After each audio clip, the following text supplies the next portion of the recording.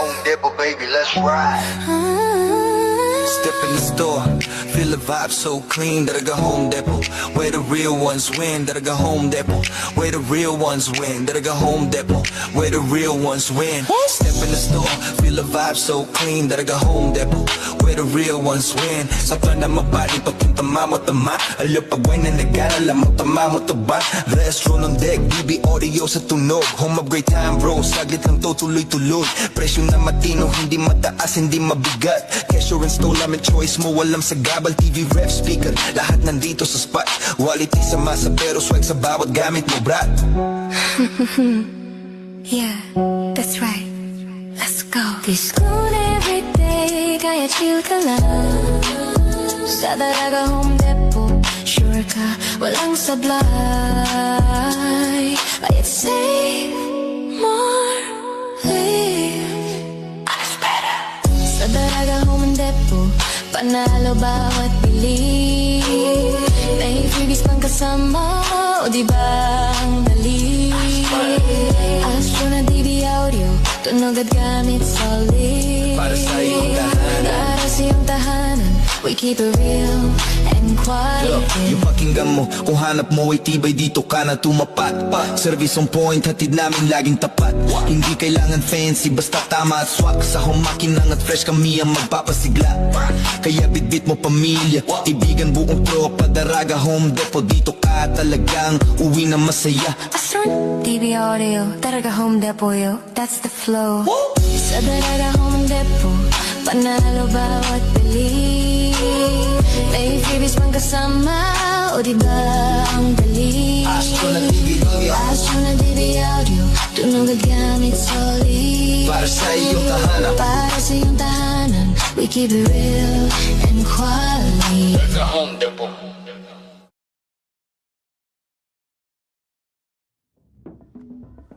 Whether I've got back-to-back tapings or I'm on my rest day, I love waking up in a space that just flows effortlessly.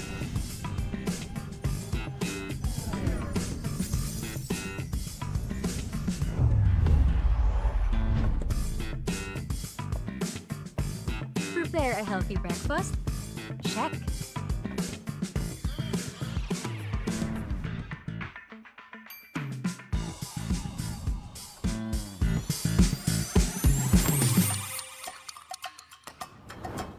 Need to get my laundry done? Easy.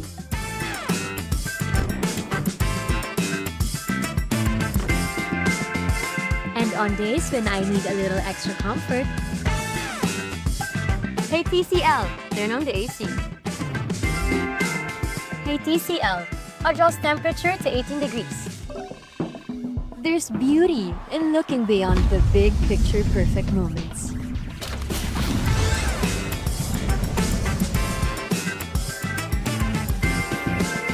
And simply enjoying the art of everyday living.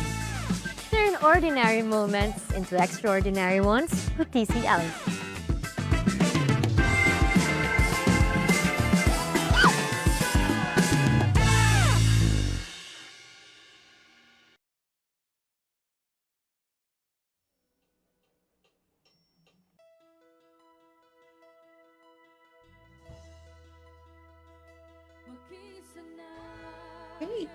And we are live. Ngayon po ay araw ng Biyernes, June 26, 2026.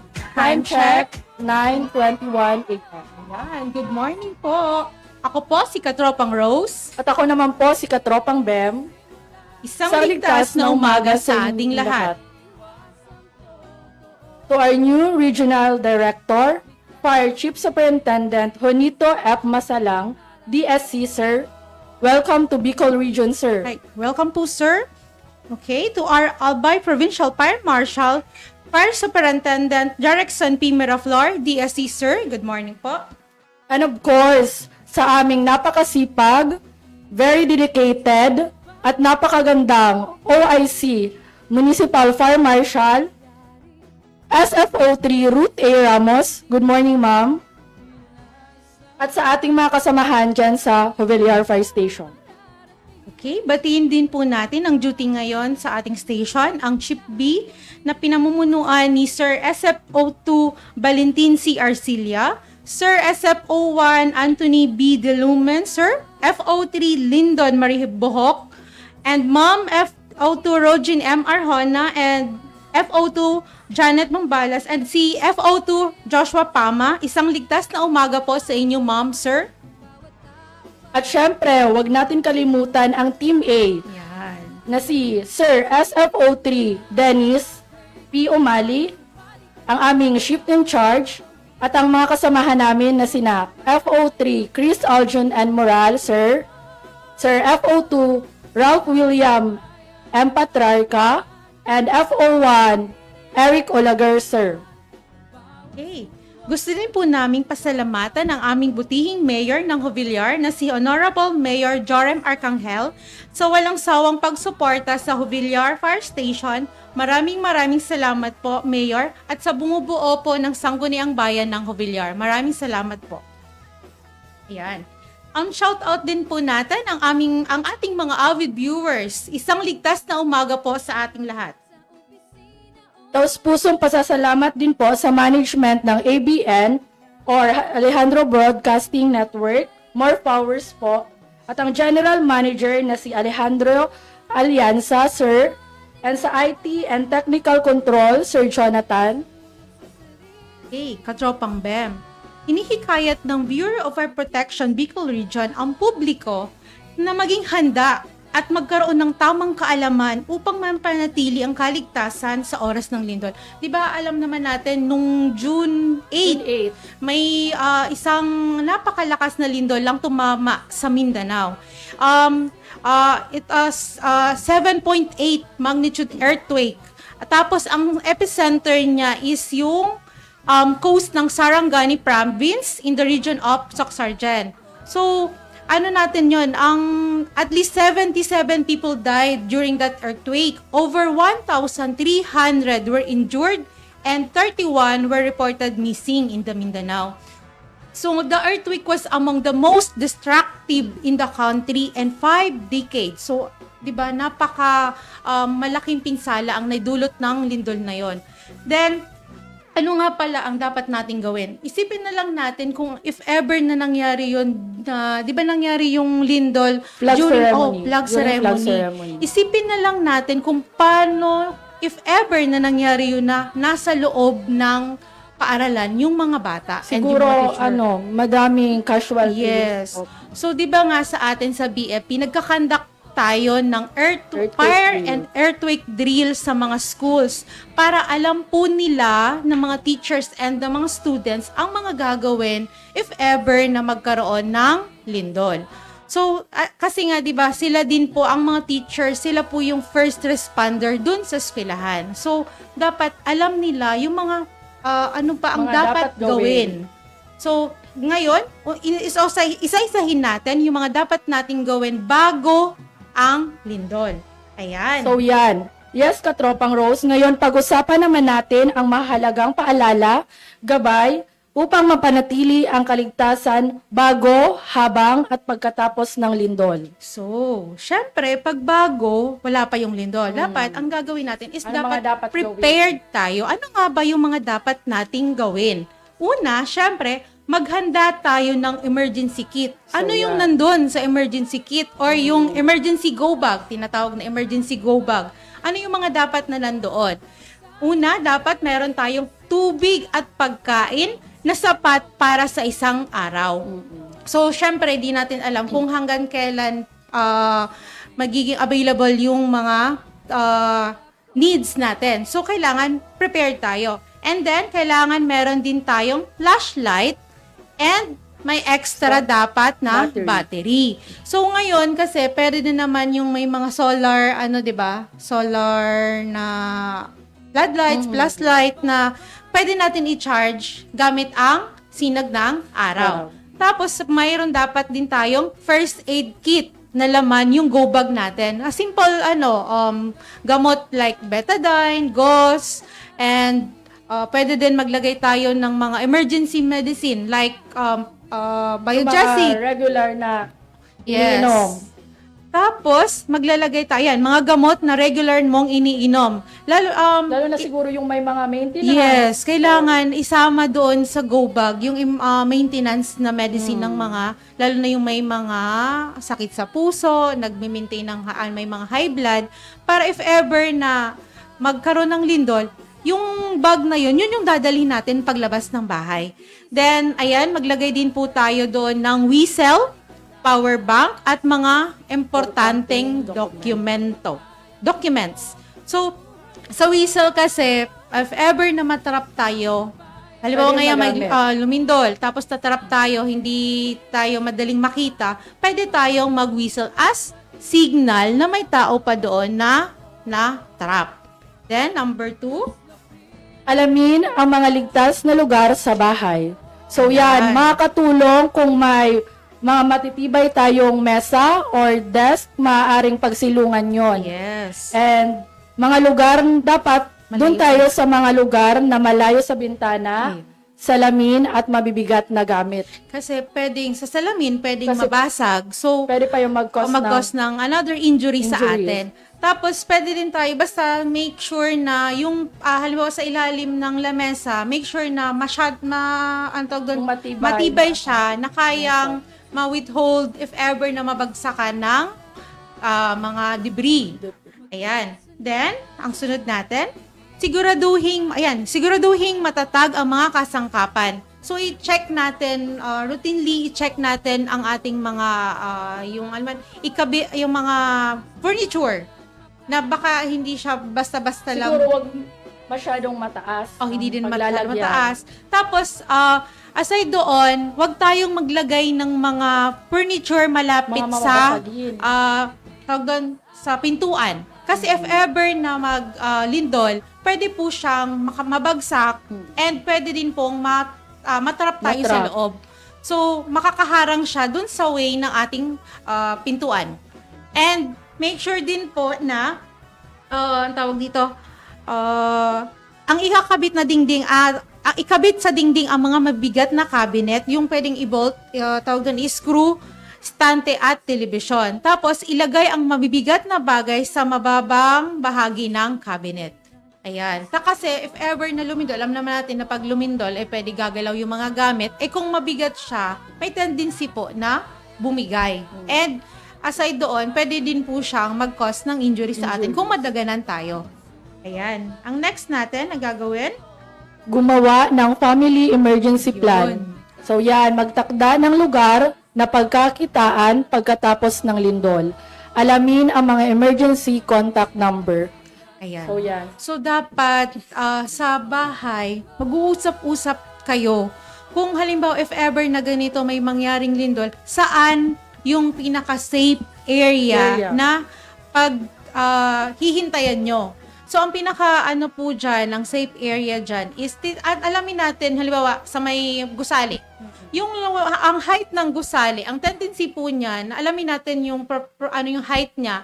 Pag if ever na bumagsak siya, yun yung pinaka-unsafe. So, dapat, ang gagawin nating area, dapat hindi maaabot nung gusali if ever man na matumba. Yun yung pinaka-safe. Tsaka, ang anuhin natin na safe area is open space dapat. Yung walang matutumba na puno, gusali, or poste. Kasi, natin dyan, lalo na kung poste, kung madaganan tayo, isipin natin na powered yung linya na yon. So, if ever man matumba siya, magkukos pa siya ng pwedeng magka-kuryente. Ayan. And next At natin, syempre, napakahalagang nakasave po dapat yung mga Yes. emergency contact number po. Like yung malapit na BFP sa inyong lugar, PNP, MDR. and Yan po. hospital. Oh. Tapos, ang next natin, ayan, yung alamin kung paano patayin ang kuryente, gas, at tubig. So, mahalaga ito upang maiwasan ng sunog at iba pang panganib pagkatapos ng lindol. So, during earthquake, hindi lang po earthquake ang aalahanin natin. Pwede rin po kasing magkaroon ng sunog and gas leak. Kasi po, syempre, gumalaw yung, tawag doon, may gumalaw. So, Tapos may tendency din po na magkaroon ng sunog. Kaya po dapat alam natin kung paano, kung kayang i-off yung breaker bago lumabas ng bahay, gawin po natin. Pero kung hindi, kahit hindi na po. Lalo yung mga tangke ng LPG. LPG. Dapat siguraduhin natin na naka-off po yun. I-practice din po natin na pakatapos magluto, Yan. isarado na lang yung tangke ng LPG para maiwasan din po natin yung sunog. Sunog. Ayan. Next po natin, ayan, magsanay ng duct cover and hold. Ano nga ba itong duct cover and hold? So, napapansin natin, during earthquake drill, ginagawa po yung duct cover and hold. Ang pakiusap din po namin, na if ever po nagkakandak tayo ng earthquake drill, seryosohin po natin. Kasi, it saves lives. Kung alam natin Ito kung pa ano yung makakatulong sa dapat atin.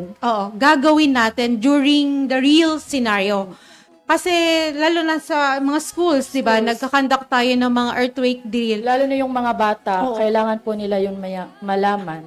Tapos alam nila na yung ang mga gagawin at hindi din po sila magpapanik. So during dock, ang gagawin natin yung muko at protektahan ng sarili. Preferably po yung ulo. Ito, nakalagay, nakaganon tayo. Nakikita naman po sa screen, nakaganyan. And make sure, ito po yung medyo, itong kamay, ano natin, parang naka-holding hands ganyan. Tapos medyo elevated siya. Para if ever na may mga debris po na tatama sa atin, hindi direktang tatama sa ulo. Then, ayan po, ang next Cover. natin, cover. Magkubli sa ilalim ng matibay na mesa. So, pwede din tong lamesa na matigas or pwede din po kung wala, mga monoblock chair. Pwede yon. Tapos, hold, kumapit hanggang tumigil ang pagyanig. So, ang anuhin natin dyan, during, habang lumilindol po, wag po tayo agad-agad lalabas ng bahay. Hintayin po natin na mag-stop siya. Pag once na nag-stop siya, saka po pwedeng tayo lumabas. safe na lumabas. Kasi may tendency po niya na habang yumayanig yung, tawag nito, yung lupa, may tendency po na matumba tayo. So, hayaan lang po natin, siguro mga ilang seconds, a minute, ang pinaka, ano tawag doon? Mahabang pagyanig ng lupa. Hintayin natin yon. And habang hinihintay natin yon, magpa-perform na tayo ng duct cover and hold. Tapos, ang pinaka-safe po na area, kung halimbawa walang sturdy table, walang dito sa may dingding na part, itong may mga beam area, sa beam part, dun tayo mag-take cover. Kasi ang natin dyan is yung triangle of life na tinatawag natin. Kasi ang tendency po ng tawag doon na may mga beam, syempre may bakal yan. Hindi siya basta-basta agad babagsak. So ang tendency po niyan, yung triangle of life, dito tayo take cover sa may malapit sa dingding para if ever na may babagsak man, hindi siya babagsak direkta, magkakaroon siya ng yung parang ganito. Makikita natin yan sa mga collapse structure na hindi talaga totally babagsak yung may sa beam area. Kasi nga, may tawag doon, steel bar. Steel ball. Ang kadalasan pumabagsak sa may mga kisame kasi medyo, yung mga debris at medyo madali po siyang mawasak. So, number 7 natin. Panatilihing naka-charge ang mga gadget. Yan. So yan, makakatulong para sa komunikasyon at pagtanggap ng emergency alert. Ayan. Tandaan po natin, kapag lumindol, huwag magpanik. Isagawa agad ang duct cover and hold at manatili sa ligtas na lugar hanggang huminto ang pagyanig. Kung nasa labas po ng bahay, lumayo sa mga gusali, poste at kable ng kuryente.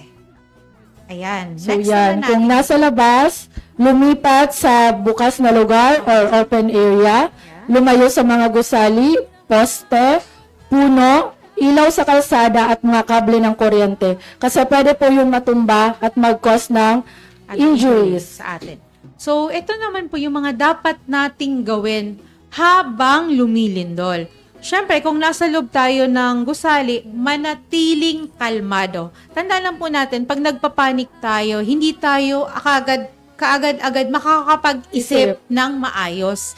So, i-maintain natin, kahit papaano, i-maintain natin na calm and composed ang ang isip para mas madali tayong makapag-decide kung ano ba yung dapat nating gawin. And, di ba nga, kanina sinabi natin, mag-duck, cover, and hold. Tapos, lumayo sa mga bintana, salamin, cabinet, at mga bagay na maaring mahulog. Sa mga schools, if ever, ang tinuturo natin, halimbawang, nagyumayanig, i-open agad ang pintuan. Di ba nga sa mga public, tawag doon, buildings, ang natin, ang palabas. Ang tawag doon, ang pintuan, ang way ng, ang swing ng door is dapat palabas. Hindi papasok. Kasi ang tendency natin, pag mag-evacuate na tayo, is pupush lang natin palabas. Tapos, ayun nga, sabi natin kanina, na iwasan yung may mga nakakabit na mga furniture malapit sa pintuan. Kasi pwede po siyang mag-cause ng obstruction during earthquake. Kasi may tendency po na mabagsak siya. So, ang gagawin natin, yung mga estudyante. Hindi tayo makakalabas. Ayan. Lumayo sa mga bintana, salamin, cabinet, at mga bagay na maaaring mahulog. Then, huwag tumakbo palabas habang malakas pa ang pagyanig. Hintayin po nating ma-stop, tumigil yung pagyanig ng lupa, saka tayo mag-evacuate. Di ba nga yung pinapractice natin na sa earthquake drill? Di ba yung first buzzer, yung first buzzer is signal as earthquake drill. Tawag doon, pagyanig na ng lupa. So, may signal na ongoing yung earthquake. Kunwari, ongoing yung earthquake. Tapos, ini-instruct natin yung mga students and teachers na hihintayin natin yung second buzzer para lumabas. Yun yung mag-signal na pwede nang lumabas. So, yun. Pag second buzzer, ibig sabihin, nag-stop na yung lindol, pwede na po, safe na tayong lumabas. Tapos, ang paglabas po ng is dahan-dahan. Kumbaga sa brisk siya, pero with extra caution pa din. And titingnan natin yung mga nasa paligid. Baka kasi may tendency na biglang may bumagsak pa. Tapos, next natin is, kung nasa loob, di ba, huwag gumamit ng elevator. Kasi pwede po tayong matrap doon. Next natin. Kung nasa labas. So, yan. Kung nasa labas naman po, lumipat sa open area, lumayo syempre sa mga gusali, poste, puno, yan, ilaw sa kalsada kasi pwede po yon matumba. Tapos, diba, isipin natin kung may poste yan ng kuryente, may kuryente po yan. May tendency na pag bumagsak, hindi nga tayo na ng lindol, pwede tayong makuryente. Ayan. So, yan. Manatili sa ligtas na lugar hanggang huminto ang pagyanig. Yun. So, isipin natin na ang earthquake na yan, yung first na earthquake, meron pa yung mga tinatawag na aftershocks. So, dapat alam din natin yung mga gagawin. Yung mga susunod na aftershock, medyo malakas din yan. Di ba yung sa sa Mindanao, madaming aftershock. Yung iba nga nating mga kababayan, dahil sa takot nila, sa labas na sila ng bahay natutulog. Kasi nga, hindi ka naman din mabibigyan ng peace of mind na alam mong every now and then is yumayanig yung lupa. Next natin, ayan, kung nasa sakyan tayo, halimbawa, nagdadrive tayo and may earthquake, huminto sa ligtas na lugar na malayo sa tulay, overpass at gusali at poste. Kasi may tendency po na bumagsak. Ayan, stop muna natin yung tawag doon, igilid natin yung sasakyan, tapos mag-stop muna tayo magmaneho. Then, manatili sa loob ng sasakyan hanggang tumigil ang lindol. Tapos, makinig sa mga abiso ng otoridad bago magpatuloy sa pagmamaneho. Kasi nga, di ba, isipin natin, gumalaw yung lupa. May tendency din po na masira yung mga kalsada at mga tulay.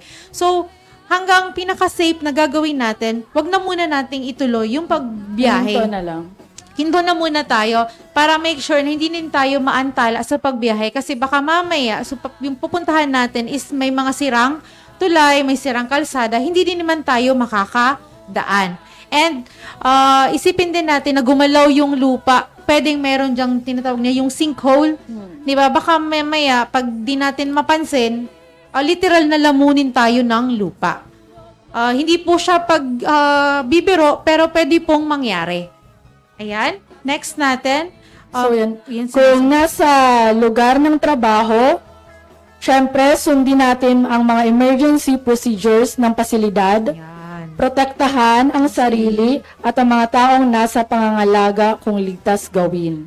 Tayo yun. So, yeah. Diba? Syempre, bago tayo tumulong, ang mga responder dapat safe din. Yes. Unahin ang natin, as a responder, unahin Yung muna safety. natin ang safety natin kasi para mas makatulong Mas pa tayo makatulong sa pa. ibang tao. Mas madami pa tayong matutulungan kung safe tayo as a responder. Ayan. So, basta paulit-ulit naming sinasabi ang during lindol, ang duck, cover, and hold. Tapos meron tayong yung tripod position pala, nakalimutan ko kanina ang i-emphasize. Yung pag stop tayo, yung duck on cover and hold, may tinatawag pa tayo dyan na tripod position. Nung nakaluhod, Yung parang isang tuhod, nakaluhod, parang tapos, di ma-out oo, balance. para if ever man na yumanig siya, yumanig ang lupa, tayo, nakastay po tayo. And yung hindi totally nakaluhod, nakasama yung kamay, isang tuhod nakatouch sa ground, tapos yung paa, tapos yung isang paa is naka-stay put. Yung parang ano tawag doon, naka-squat yung isang paa. And yung isang tuhod is nakaluhod. Tapos, di tripod position siya, 3 parts ng body mo yung sa ground para if ever na lumindol siya is hindi ka po ma-out balance. And yung kamay mo is free na naka-cover sa ating ulo. Ayan. So, yung mga, yung mga gagawin natin pakatapos ng lindol. So, syempre, alam naman natin na kung medyo, yun nga, na 7.8 yung sa Mindanao, di ba madaming gusali ang nasira.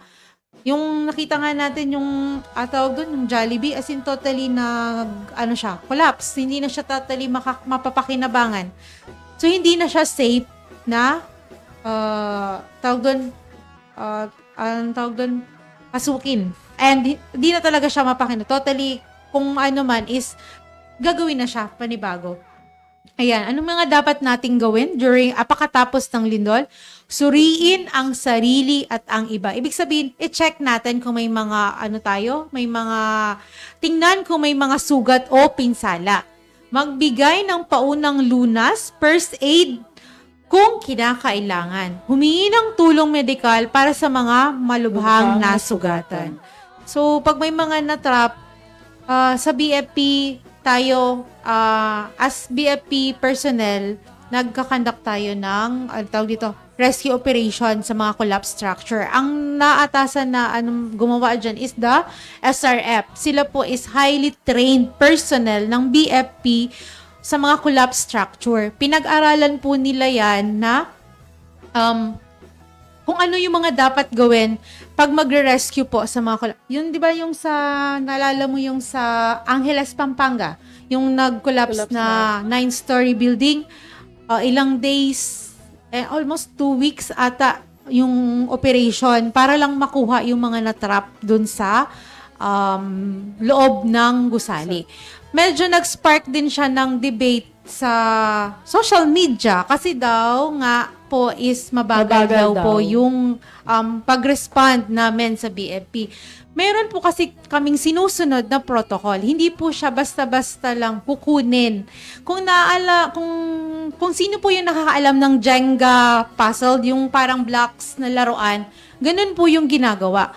Paunti-unti po, pahinay-hinay yung galaw. Kasi if ever na mali po yung galaw namin, may tendency po na mas mag-additional secondary collapse po siya.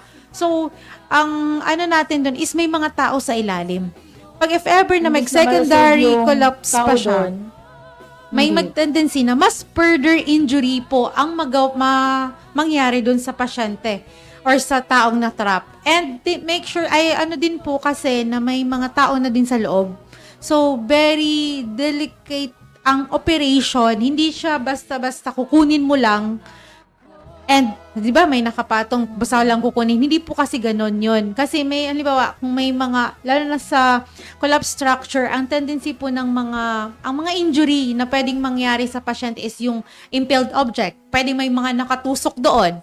Pwedeng blunt trauma, may nakadagan. So, hindi po siya basta-basta agad-agad aalisin. May mga sinusunod tayong protocol. Then, ayan po, maging handa sa aftershock. aftershocks. Yun po. So, asahan natin ang mga sunod-sunod na pagyanig o yung tinatawag na aftershock. Kung may nangyaring ganun din po, kung muling lumindol, gawin po ulit natin ang duck, Cover and and hold. Paulit-ulit po yan na duck, cover, and hold. Then, ayan. Lumipat sa ligtas na lugar, lumikas kung may panganib Yes. ng pagguho, pagbagsak ng gusali o iba pang hazard. Iwasan ang mga nasirang gusali at struktura, establishment. Ayan. So, suriin po natin ang mga bahay o gusali. Tingnan ko may bitak, sira o iba pang pinsala. Huwag pumasok sa gusaling may malubhang pinsala hanggat hindi ito nasusuri ng mga eksperto. So, tayo nagkakandak tayo ng inspection, after inspection ng mga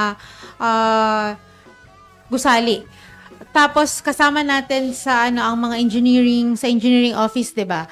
Nagche-check tayo kung yung bang gusali na 'yon is safe pa para gamitin. And baka mamaya yung mga bitak niya is very tawag doon, malubha na siyang pinsala. Hindi na po siya safe na gamitin pa. Kasi anytime kahit yung mga aftershock, pwede po may instances na gumuho po siya. Ayan. Next natin. Iwasan ang mga panganib, yun nga.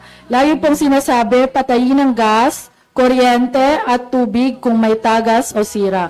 Lumayo sa mga natumbang poste at naputol na kable ng kuryente. Yun. Sabi pa, ulit-ulit na lang. Pero ganun po talaga. Yun ang natin dyan is yung parang ma-practice natin, muscle memory na tinatawag, para if ever na mangyari, alam natin yung ang gagawin. Ayan, next natin is makinig sa official na anunsyo. Sumubaybay sa mga abiso mula sa PBOX, NDRMC at lokal na pamahalaan. Sundin ang mga tagubilin sa pagligtas at kaligtasan. Iwasan po nating maniwala sa mga fake news. Hindi naman sa kasi may mga din tayo sa social media na hindi verified yung facts or yung balita na pinopost nila. Basta lang makapag-post. And hindi nila alam na nagki-create sila ng panic and pagkalito sa mga pwedeng makabasa noon. So, para maiwasan natin yon, mag-rely lang tayo dun sa mga proper authority or agency na nagbibigay ng tamang informasyon with regards sa earthquake, bagyo, or any disaster. Para at least alam natin na totoo yung mga information na magagather natin. Next natin, ayan. Gumamit ng telepono kung kinakailangan lamang. Panatilihing bukas ang linya para sa mga emergency. Mas mainam na mag-text kung maaari. Ayun. Tapos, ayan. Ang last natin is tumulong sa kapwa. Tulungan ang mga bata, matatanda, buntis at mga taong may kapansanan kung ligtas itong gawin. So, pag hindi po, tumawag po sa amin, sa BFP, sa PNP, RHUN, MDRMC, MDRMO. Ayan. Tapos, na din po namin, tawag dito, na unahin pong tumawag bago mag-live.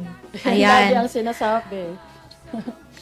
Kasi, ang nangyayari po ngayon, hindi ko alam kung for content only, Kasi kami po sa BFP, handa po kaming tumulong Tumulong. anumang oras, anumang sitwasyon, basta po tumawag po sa amin.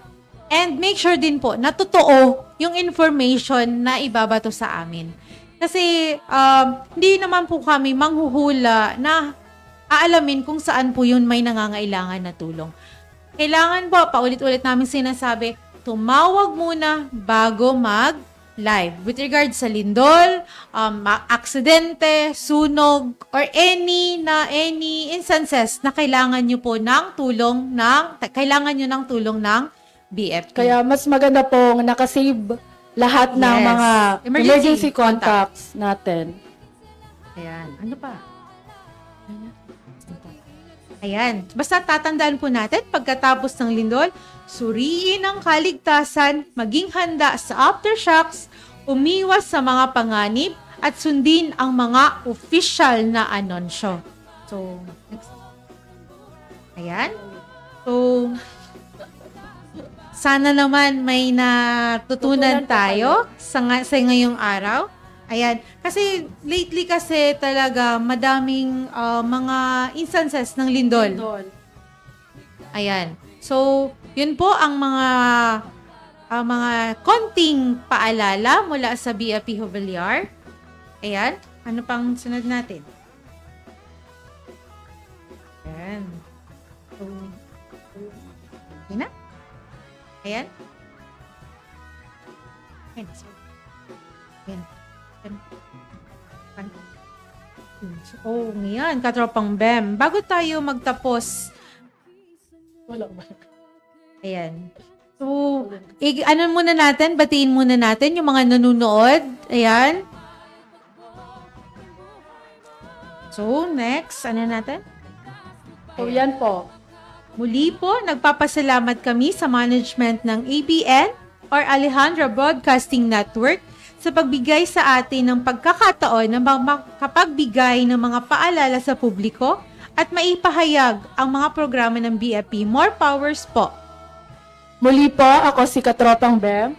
At ako naman po si Katropang Rose na nagiiwan ng mga katagang Sa pag-iwas ng sunog, hindi ka nag-iisa.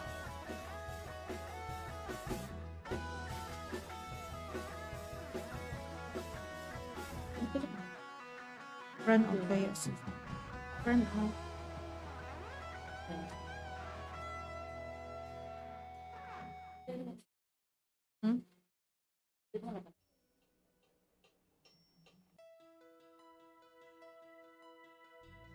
Pwede lang po. Diday ko, diday ko, diday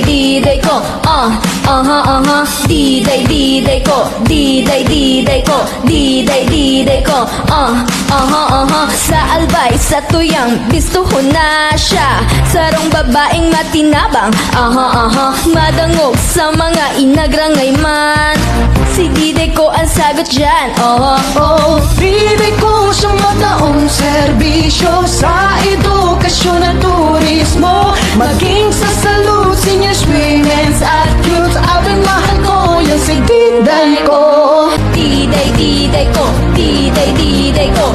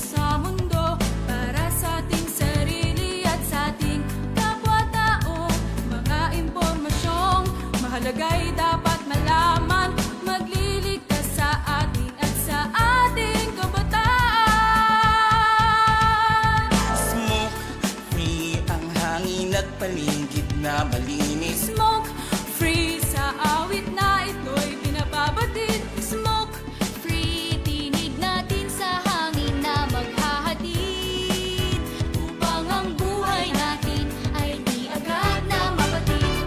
Ang sigarilyo maraming sangkap na kemikal, may lasong amoy masama sa kalusugan. Usok at tabo parang ulap na itim, naglalakbay sa hangin, nalalanghap natin. Pag-iosip vape, maaari pang bawasan. Kung kaya mo rin lamang ay tuluyan ng iwasan. Para sa kabataan, magandang kinabukasan. Walang gastos, sakit, polusyon ang kalikasan. Smoke free ang hangin at paligid na malinis. Smoke free sa awit na ito'y pinababatid. Smoke free, tinig natin sa hangin na maghahatid upang ang buhay natin ay di agad na mapatid. Smoke free ang hangin at paligid na malinis. Smoke free sa awit na ito'y pinababatid. Smoke free, tinig natin sa hangin na maghahatid upang ang buhay natin ay di agad na mapatid.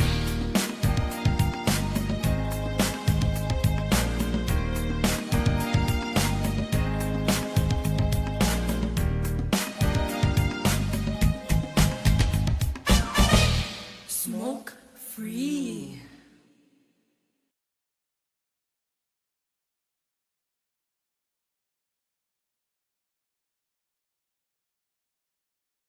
Fuji Denso Appliances, your trusted partner for home and business. Fuji Denso offers a wide selection of freezers, chillers, and refrigerators for reliable food storage solutions. Kitchen appliances for a sophisticated upgrade. Washers and dryers for clean and fresh clothes. And inverter air conditioners for cooling and energy-saving benefits. Fuji Denso is your smart choice for high-quality appliances. Build your dreams and upgrade the quality of your life with Fuji Denso. Quality above all.